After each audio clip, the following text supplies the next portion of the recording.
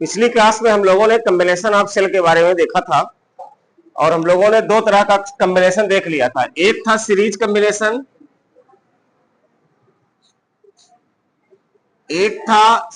Combination, और दूसरा parallel combination. किसका कॉम्बिनेशन पढ़ रहे थे बच्चों? सेल का। किसका पढ़ रहे थे? सेल का। सीरीज कॉम्बिनेशन में जो आपका रिजल्टेंट आया था आई बराबर वो क्या आया था? NE/R plus NR। और पैरेलल कॉम्बिनेशन में जो रिजल्टेंट आया था वो NE/NR प्लस R। कुछ ऐसा आया था कि नहीं आया था? आज हम लोग देखने जा रहे हैं मिक्स्ड कॉम्बिनेशन। मिक्स्ड कॉम्बिनेशन का मतलब ये है कि कुछ सेल सीरीज में रहेंगे और उसी में कुछ सेल पैरेलल में रहेंगे। दोनों तरह की चीजें यहां पर इन्वॉल्व होनी है। आइए शुरू करते हैं। हमने कल कहा था डस्टर खराब है, बल्कि एक कपड़ा ला के रख दिया करो। इस डस्टर को इतना ज्यादा घिस दिया गया है कि इसके पास कुछ बचा ही नहीं मिटाने के लिए। हाँ, रख दीजिए वहीं। ये देखिए, मैंने कुछ सेलों को पहले कैसे लगा दिया? सीरीज में। फिर ऐसे मैंने और सेल लिए, इनको भी मैंने सीरीज में कर दिया। फिर मैंने और सेल लिए, इनको भी मैंने सीरीज में कर दिया। क्या इतनी सी बात समझ में आई? अब इन सीरीज वाली सभी लाइनों को ला करके कैसे कर दिया गया? पैरेलल में। ला करके कैसे कर दिया गया? पैरेलल में। और यहां एक्सटर्नल रेजिस्टेंस कैपिटल R जोड़ दिया गया। आई थिंक मिक्स्ड कॉम्बिनेशन का काम समझ में आया होगा। ऐसे कितने सेल गए हैं अगर बात करो तो? Up to N cell. और ऐसे कितने रो आई हुई है? इस प्रकार से सीधे अगर कहो तो अप टू M रो। कुल M रोज ऐसे आई हुई है। मतलब आपको भले ही ये 3 लाइन दिखाई दे रही है, एक्चुअल में 3 लाइन नहीं है, ये M है संख्या में। सभी का जो EMF है वो क्या मान लिया गया है? Capital E। सभी सेल का EMF कितना मान लिया गया है? Capital E। इस वाले में भी स्याही डाल दीजिए। और इंटरनल रेजिस्टेंस कितना है? Small R। कितना है? Small R। यहां बहने वाली करंट कितनी है? I। प्लस माइनस बना दीजिए ताकि कोई तकलीफ ना हो, लोगों को लगे कि आप सेल की बात कर रहे हो।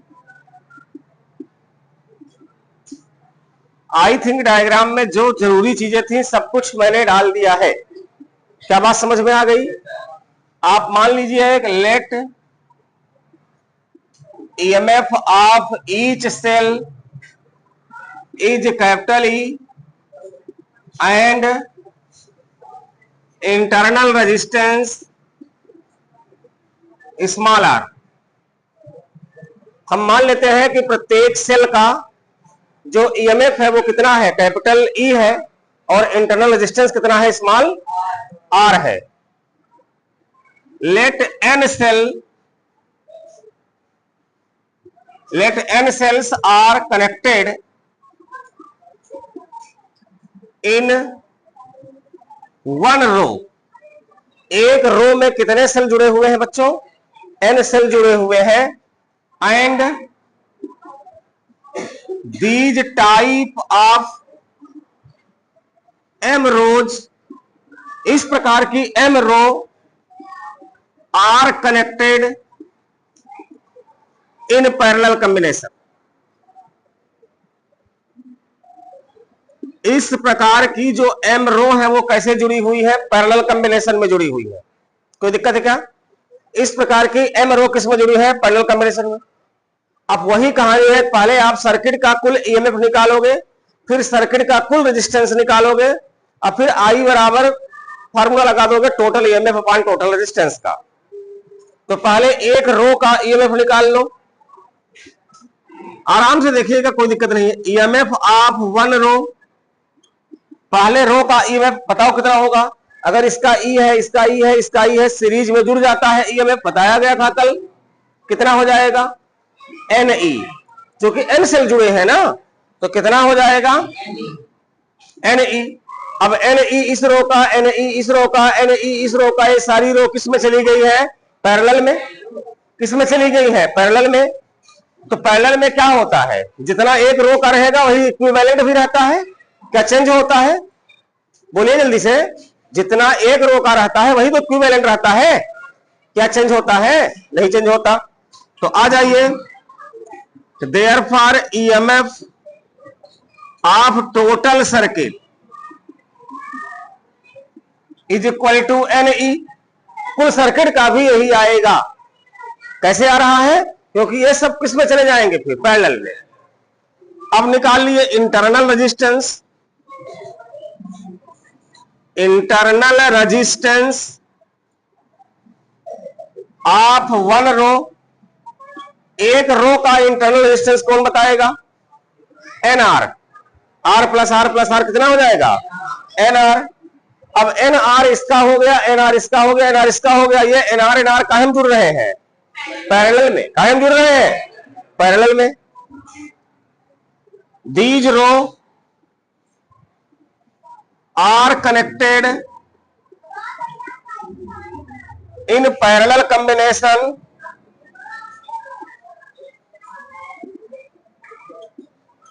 देयरफॉर 1/r' बराबर 1/nr प्लस 1/nr प्लस 1 कहां तक m टाइम्स, कितनी रो आई है m रो आई है, तो इसको जोड़ दो तो 1/r' बराबर m बटे nr, बोलो यहां से r' बराबर हो जाएगा nr बटे m,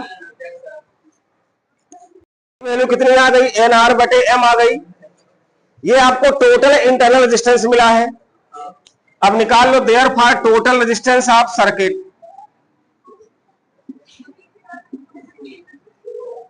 total resistance of circuit क्या हो जाता है, बाहर वाला प्लस इंटरनल, ये हो जाएगा बाहर वाला प्लस इंटरनल आया है एनआर बटे एम। अब निकाल लीजिए total current, therefore total current flowing from circuit, circuit से बहने वाली कुल करंट आई बराबर total EMF upon total resistance. Total EMF कितना आया है आपका एन ई, और टोटल रेजिस्टेंस कितना आया है आर प्लस एन आर बटे एम। एलसीएम से इसको यहां दोगे तो एम आर हो जाएगा, और बटे वाला एम कहां चला जाएगा, ऊपर हो जाएगा। तो आई बराबर ये बन जाएगा एम एन ई बटे M R plus N R. बनेगा इतना नहीं बनेगा, अगर दिखाई नहीं दे रहा मैं यहां लिख देता हूं, आई बराबर एम एन ई बटे M R plus N R. ये रहा है आपका टोटल करंट। जल्दी से बुला लो जो आए हो, तो जो बच्चे बाहर खड़े हैं बुला लो। टोटल करंट इस प्रकार से निकल के आ जाएगी। आई बात समझ में। अब हमें मैक्सिमम करंट का केस अप्लाई करना है कि कब करंट मैक्सिमम होगी। फार्मूला तो यहां तक का क्लियर हो गया है, करंट कितनी बहती है। आई बात समझ में, नहीं आई समझ में, क्योंकि आप लेट आए हो। अगर समय से आओगे तो समझ में आएगा, जो बच्चे लेट आएंगे उनको समझ में नहीं आएगा। Device will enter of screen recording.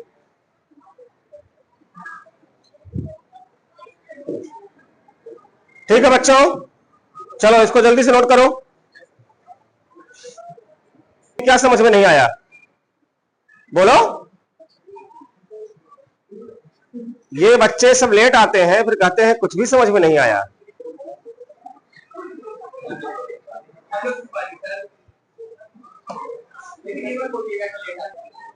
देखिए जो ये कह रही है वो भी समझ में नहीं आया। इधर देखो, ये हम लोग मिक्स कॉम्बिनेशन पढ़ रहे हैं।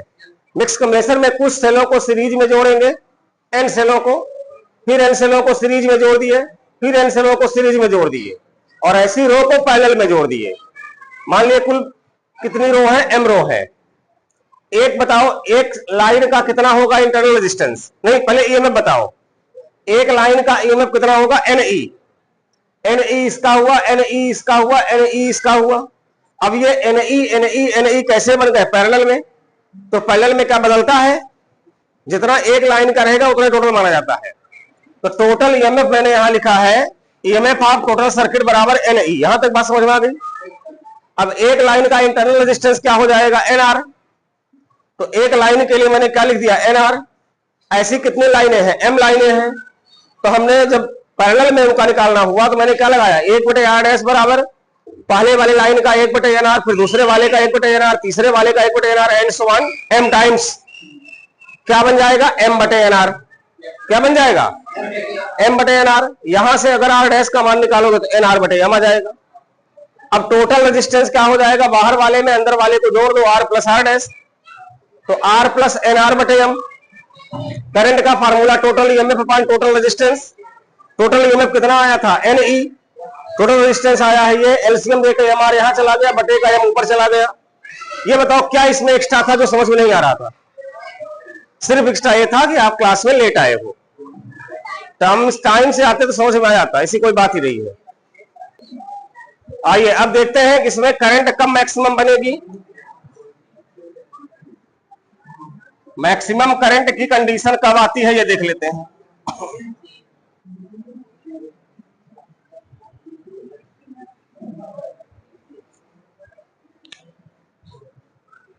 कंडीशन फॉर मैक्सिमम करंट,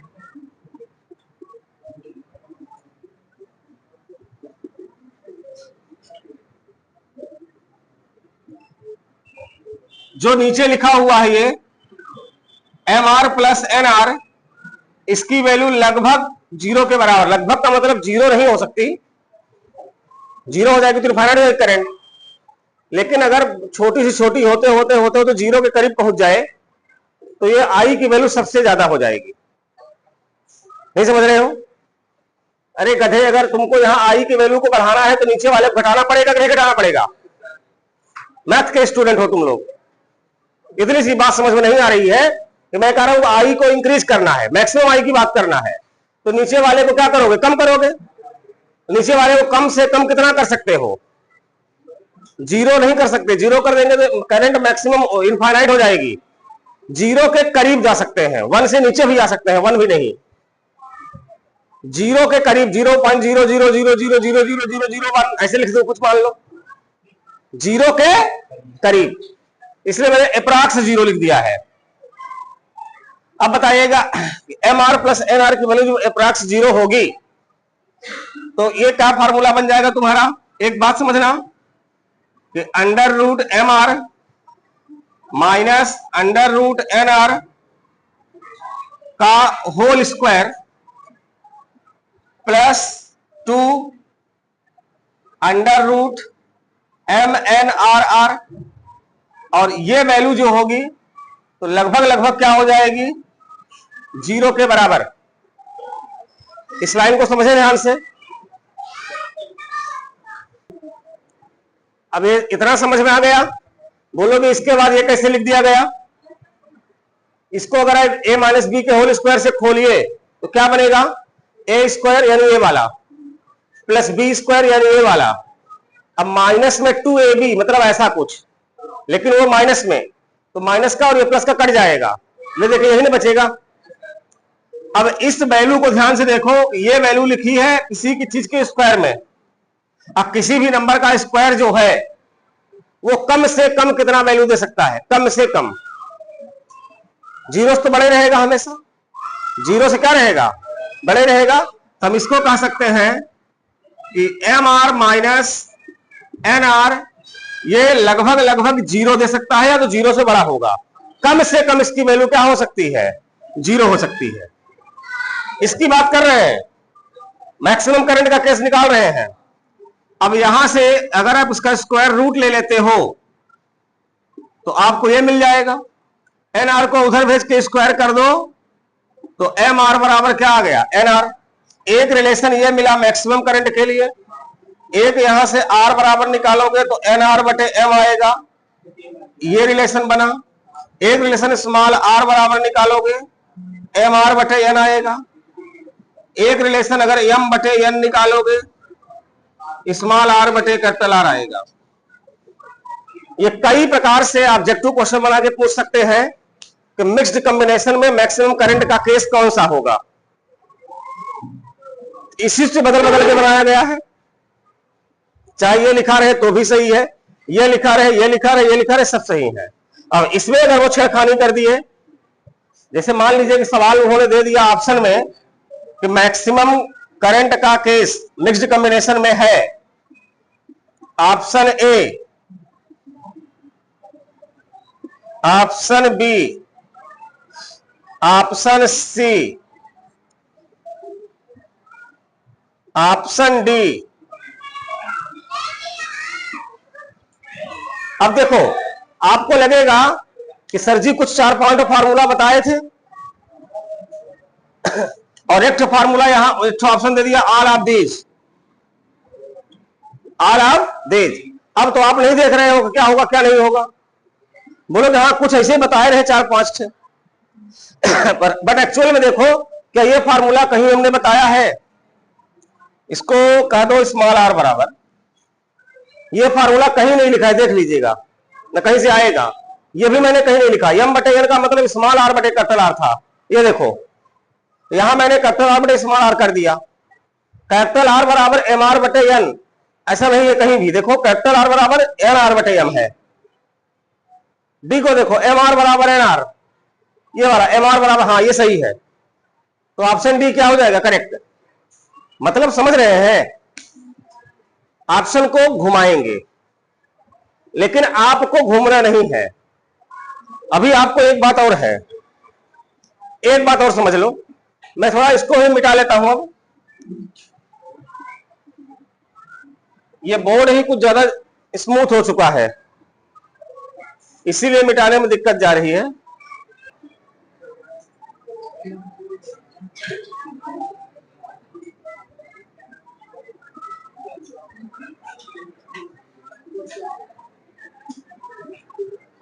ये मैंने एक क्वेश्चन आपके सामने दिया है, what is condition of maximum current in parallel combination, in parallel combination. फिर इसी प्रकार से एक क्वेश्चन आ गया कि what is condition of maximum current, what is condition of maximum current in series combination. Series combination के लिए क्या बनेगा, यही ऑप्शन फिर से उतार लीजिए।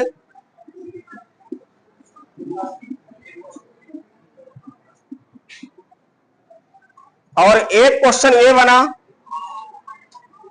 कि what is condition for maximum current